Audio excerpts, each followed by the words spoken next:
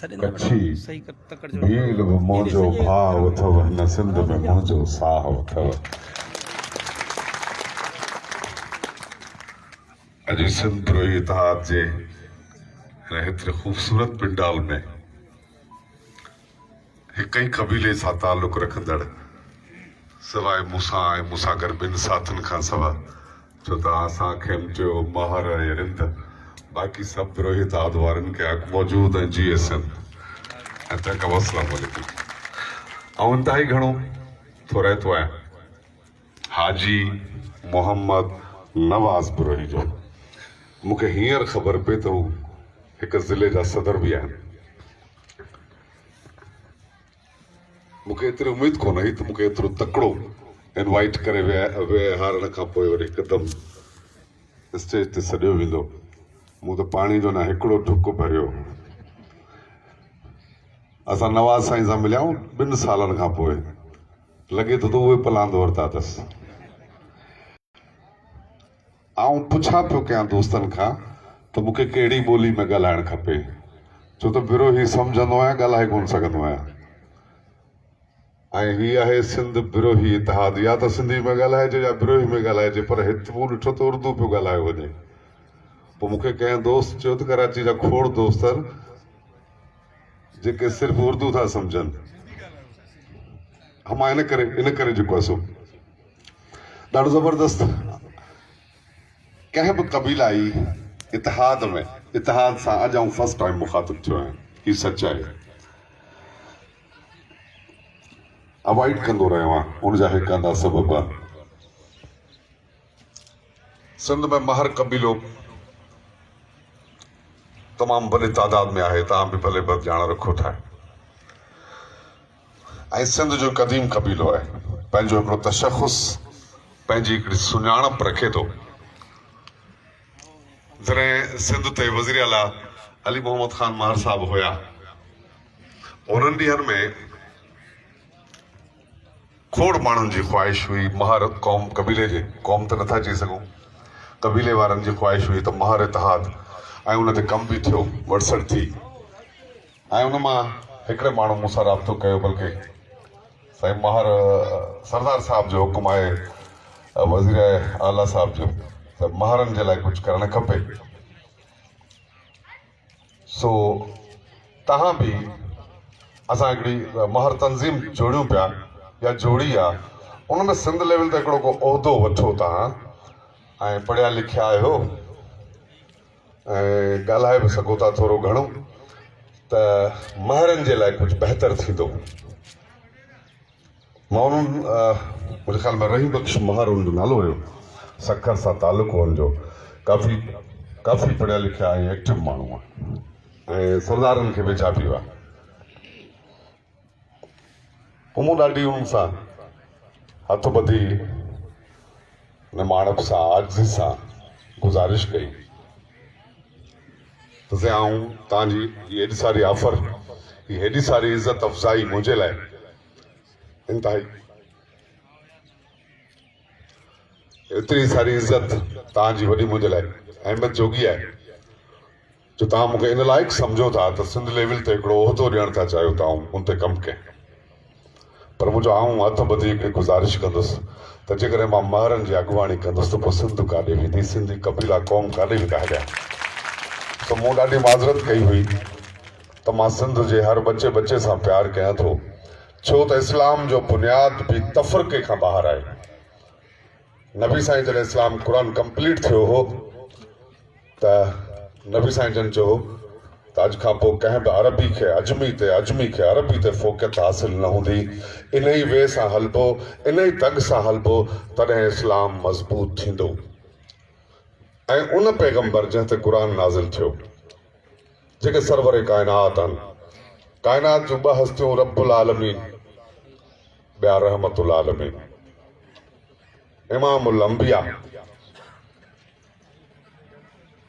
जो दुनिया जे यहूदनि बि पसंदीदा शख़्सियतुनि में या ज़हानत जे हिसाब सां बि नबी साईं जन खे दुनिया में पहिरें नंबर ते रखियो आहे उन लिस्ट में। असां उन पैगंबर जी उम्मत आहियूं, अल्हम्दुलिल्लाह। उन्हनि नबी साईं जन अरबुस्तान में वेही बि चयो हो त जन्नत जी हीर सिंध मां थी अचे। असां उन सिंध सां तालुक़ रखूं था। ख़ुशी थी सिंध बिरोही इतिहाद मुंहिंजी ख़्वाहिश आहे मां नवाज़ियत मर्कज़ जेको वेठो आहे ऐं खोड़ दोस्तनि जा नाला न पियो वठां त रहिजी वञे मथां को थी सघे थो त कोई मुंहिंजे इलाइक़े जा बिरोही बिरादर बि हुजनि हिते, पर असां खे ज़रूरु हिकु शइ ज़हन में रखणु खपे। ही इतिहाद ज़ाहिर उन वक़्तु थींदा आहिनि जॾहिं हुकूमतूं कमज़ोर थींदियूं आहिनि, जॾहिं नंढनि कबीलनि खे हक़ न ॾेई सघंदियूं आहिनि, तॾहिं मजबूरन नंढा कबीला यूनाइट थींदा आहिनि, पाण में गॾिबा आहिनि त यार हाणे रियासत खे जेको बिला तफ़रीक़ असांजो ख़्यालु करणु खपे, हक़ ॾियणु खपे, उहो जॾहिं न थी ॾे त पोइ कमज़ोर तबिका माण्हू पाण में यूनाइट थियण जी कोशिशि कंदा आहिनि। ही सिर्फ़ु उन जा सबब आहिनि जो मुख़्तलिफ़ असांजे सिंध में कबीलाई जो यूनिटियूं ठहनि पियूं, कम्यूनिटी सिस्टम जेको आहे मज़बूत थींदो पियो वञे। किथे चांडिया सचवा ठहे पियो, किथे बिरोही इतिहाद ठहे पियो, किथे ख़ासकेली इतिहाद ठहे पियो। मतिलबु मूं ॾिठो आहे त तक़रीबन सिंध में जेके बि कबीला आहिनि उन्हनि में हिकिड़ो ठाहियो वियो आहे त भई असांखे कबीलाई सिस्टम पाण में मज़बूत थियणु खपे। पर थींदो इन सां छा?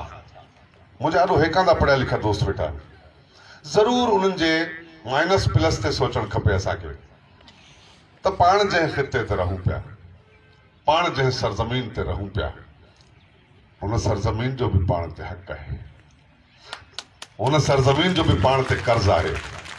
पाण छा पिया कयूं, हिन सरज़मीन जे मथां रहंदड़ पाण में यूनाइट थियूं पिया। महर चए थो मां यूनाइट थियां, बिरोही चए थो मां यूनाइट थियां, खेमटियो चए थो मां यूनाइट थियां। सभिनी खे सोचणु खपे त पंहिंजा पेर जंहिं ज़मीन ते आहिनि न, उन ज़मीन जो बि ख़्यालु कयो, छो त उहा माउ आहे। हीअ सिंध उहा आहे जंहिं भिटाई पैदा कयो ऐं भिटाई सॼी काइनात खे दुआऊं कयूं। भिटाई रुगो सिंध खे कोन दुआऊं कयूं। साईं सदाईं करीं मथे सिंध सुकार, दोस्त मिठा दिलदार आलम सभु आबाद करी। यानी तव्हांजी सिंध साई हूंदी त सभु सिंधी सावा हूंदा, पोइ महर बि सावा हूंदा त बिरोही बि सावा हूंदा। जॾहिं असां सभु पेरनि ते बीठल हूंदासीं त असांखे इतिहादनि जी ज़रूरत कोन पवंदी। हीअ त असां सम्झूं पिया। सिंध दुनिया टाइम आहे, टाइम आहे न हुजे त ॿुधाइजो। दुनिया जे वॾेरनि पूरी दुनिया खे टिनि हिस्सनि में विरायो आहे, first world, second world, third world. पहिरीं ॿी ऐं टी दुनिया। असां जेके हिन मुल्क में रहूं था, पाकिस्तान दुनिया जी वॾेरनि पाकिस्तान खे दुनिया जे टे मुल्क में रखियो आहे, टी दुनिया में रखियो आहे, यानी असां थर्ड वर्ल्ड में आहियूं। पर थर्ड वर्ल्ड जो ही मुल्क, हिन थर्ड वर्ल्ड जे मुल्क पाकिस्तान में 4 सूबा आहिनि, पर सिंध पाकिस्तान जे 3 दर्जे में आहे। असां 3 दुनिया में न आहियूं सिंध वारा, असां 6 दुनिया में आहियूं। पाकिस्तान 3 दुनिया में ज़रूरु आहे, पर सहूलियतनि जे लिहाज़ सां असां सिंध वारा 6 नंबर ते आहियूं। असांजूं तालीम, असांजा हक़ तबाह आहिनि। मां जॾहिं उतां रस्ते मां अचां पियो त मूंखे महबूब साईं खां मां पुछां पियो, अब पाण हे बंदि थियो न थी वियो। रस्ते में जॾहिं अचूं पिया त महबूब साईं मूंखे ॿुधाए पियो त ही अफ़गाननि कब्ज़ा कया। यानी तव्हांजी सिंध ते ॿाहिरियां माण्हू क़ाबिज़ थींदा पिया वञनि। तव्हां खां तालीम फुरी वई आहे, तव्हां खां सिहत फुरी वई आहे। अचो त पाण इन्हनि शइ ते बि कमु कयूं त पंहिंजे सॼी सिंध जे लाइ सिंध बिरोही इतिहाद खे पंहिंजे मंशूर में ज़रूरु इहा शइ बि रखणु खपे। जीअं मूंखां अॻु में शायदि पंहिंजो नवाज़ इहा ॻाल्हि कई हुई त असांखे ॿियनि क़ौम न थींदी आहे, क़ौम कबीला थींदा आहिनि, क़ौम सिंधी आहियूं असां सभु, त असांखे ॿियनि कबीलनि जे लाइ बि पंहिंजे मंशूर में इहा शइ रखणु खपे त सिंध बिरोही इतिहाद जी मज़बूती सिंध जी मज़बूती सां वाबस्ता हुजणु खपे। ईअं न त हिकिड़ो कबीलो मज़बूत थिए ऐं ॿियनि खे कमज़ोर कजे। मुझे साम्हूं ॿुधायो वियो त मीर साहब लाड़काणे सां तालुक़ रखनि था। थोरो थोरो मूंखे ज़हन ते आहे त लाड़काणे तरफ़ क़बाइली तकरार बि आहिनि मुख़्तलिफ़ क़बीलनि सां या सिंध में ॿियनि जाइनि ते। सिंध बुरो इतिहाद जो माशाल्लाह हेॾो मजमू ॾिसी करे हिकिड़े ज़िले जे हिसाब सां त पोइ जेकॾहिं सिंध लेवल ते हिकिड़ो वॾो प्रोग्राम थिए त हू केतिरो तादाद हूंदो माण्हुनि जो, यकीनन वॾो तादाद हूंदो। सो ज़रूरु आउं रिक्वेस्ट बि कंदुसि हितां जा जेका मर्कज़ी क़यादत आहे त सिंध मां जेके बदअमनी जा वॾा वॾा सबब आहिनि उन में हिकिड़ो सबब क़बीलाई तकरार बि आहिनि। इन लाइ बि ज़रूरु तव्हांखे तव्हांजे मर्कज़ जेको आहे तव्हांजो मां उनखे रिक्वेस्ट कंदुमि त उन लाइ ज़रूरु किरदारु अदा कनि त जीअं असां सिंध जेतिरो सिंध पुरअमन रहंदी त असां बि पुरअमन रहंदासीं। सिंध में अमन हूंदो त असांजा बच्चा बि आराम सां रही सघंदा, असांजा माण्हू आम माण्हू इज़त सां प्यार सां रोज़गार बि करे सघंदा। सो आऊं आख़िर में मूंखे नवाज़ हिकिड़ी नज़म जे लाइ पंहिंजो हुकुम कयो आहे। सो नवाज़ लाइ काॾे वियो हलियो साम्हूं आहे महिरबानी सां। तो आऊं हिकिड़ी नज़म ॿुधाए छो त मूंखे लॻे थो स्पीकर ने साथ छोड़ दिया है। एक है इस तरफ वाला नहीं चल रहा, वो सिर्फ मेरे इशारे समझ रहे हैं। सिर्फ पैसा तव्हां पूरा ॾींदो न धजा त कोन ॾींदो चल रहा है। तो नवाज़ साईं जी हिकिड़ी ख़्वाहिश हुई आऊं हिकिड़ी अहिड़ी नज़म आहे जेका सिंध जे अलमीअ ते आहे, यानी सिंध सां तकलीफ़ सिंधी माण्हुनि सां।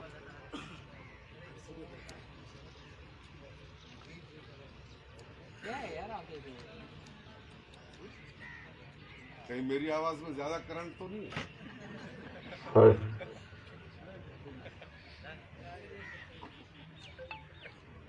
जवाननि जा धक जहिड़ा तेड़ा माइक नथा झले सघनि। छो त निज सिंधी जी मिट्टी मां पैदा थियल आहियूं ऐं हिन मिट्टी जी नवी तारीफ़ कई आहे त हिन मिट्टी जी दहशत बि पंहिंजी आहे, दाबो बि पंहिंजो आहे। तो नवाज़ साईं जी ख़्वाहिश ते आऊं हिकिड़ी नज़म जंहिंमें सिंध जा सभु सूर समायल आहिनि त जॾहिं जट तो ते हुकुमरान थींदा। असां सां ज़ुल्म इहो आहे त असां ॾाढा परहेज़गार बि आहियूं, नमाज़ी बि आहियूं, हदीस ऐं सुन्नत ते हलूं था, पर वोट ॾियण महिल वक़्तु सोचींदा कोन आहियूं कंहिं ॼट खे चूंडे छॾींदा आहियूं जेको वञी भींग कंदो आहे। असां 5 वक़्त नमाज़ी हिकिड़े बेनमाज़ी खे चूंडींदा आहियूं। असां एॾा ॾाह आहियूं। सो जॾहिं जट तो ते हुकुमरान थींदा, जॾहिं जट तो ते हुकुमरान थींदा त छो कोन नस्लनि जा नुक़सान थींदा।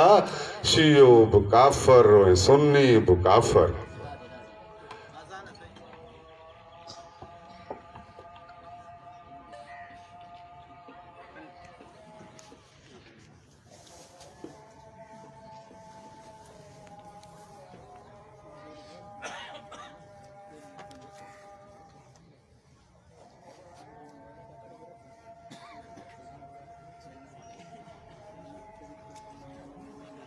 हेलो हेलो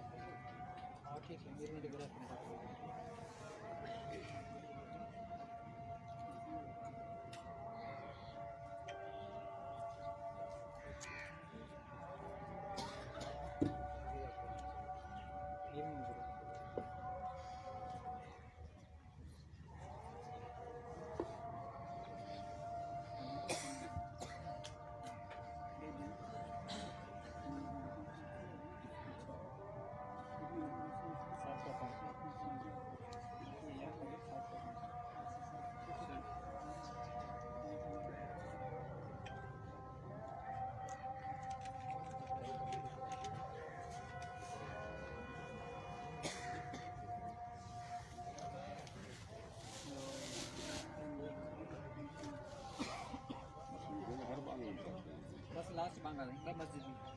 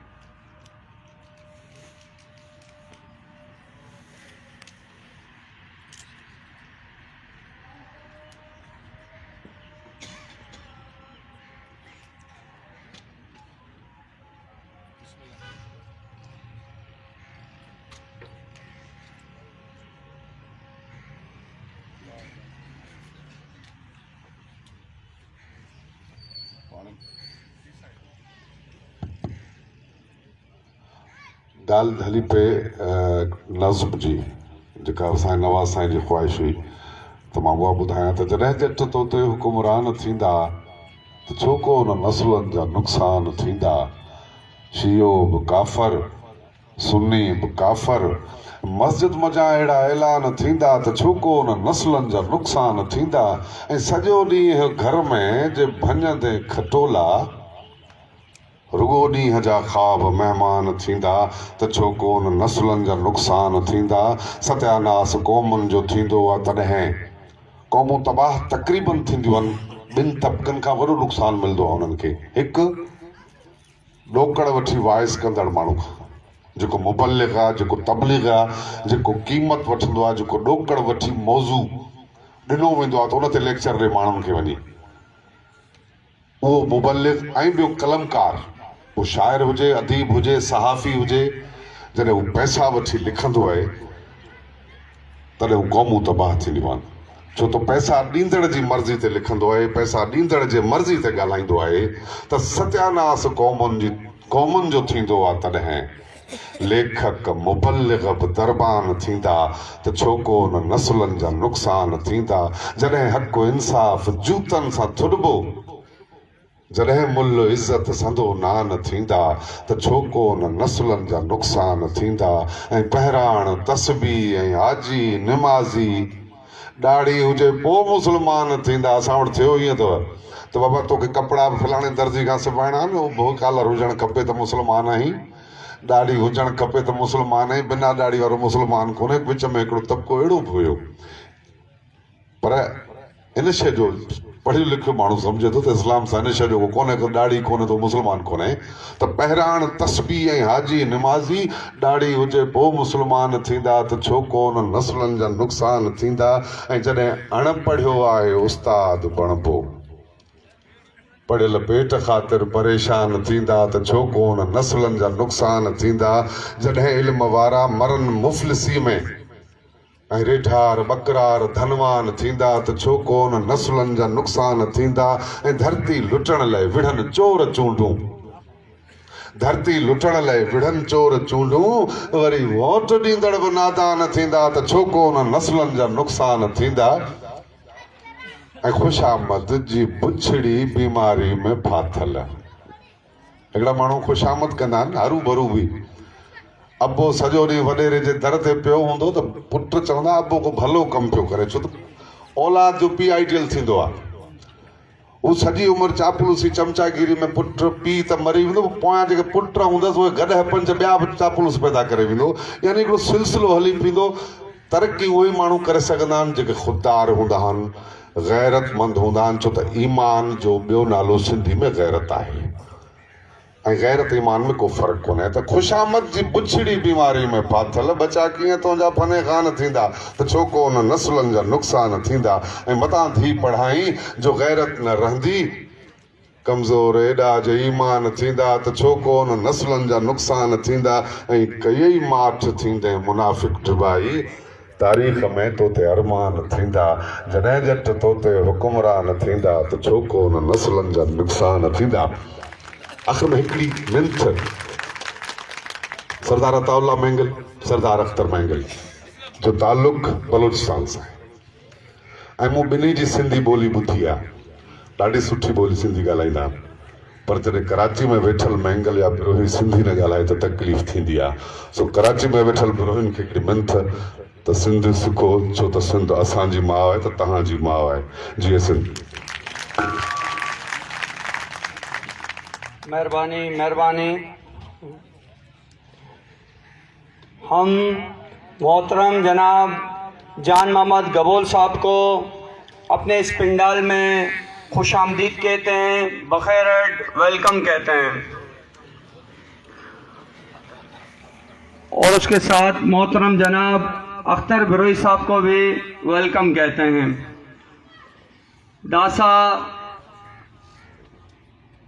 नना से इलाका ना मोज़िज़ो शख्सियत, सियासी व समाजी शख्सियत से दावत खिताब करोड़ मीर मोहम्मद बिरोही साहब बरे तना ख्यालत इज़ार है के तना मोज़िज़ो शख्सियत, सियासी व समाजी शख्सियत मीर मोहम्मद बरोई साहब बरे थे ना, सबका काउंसलर मीर मोहम्मद बरोई साहब है दावत खिताब थे बरे थे ना ख्यालत इज़हार के भरपूर ताड़ी दैट वेलकम का बस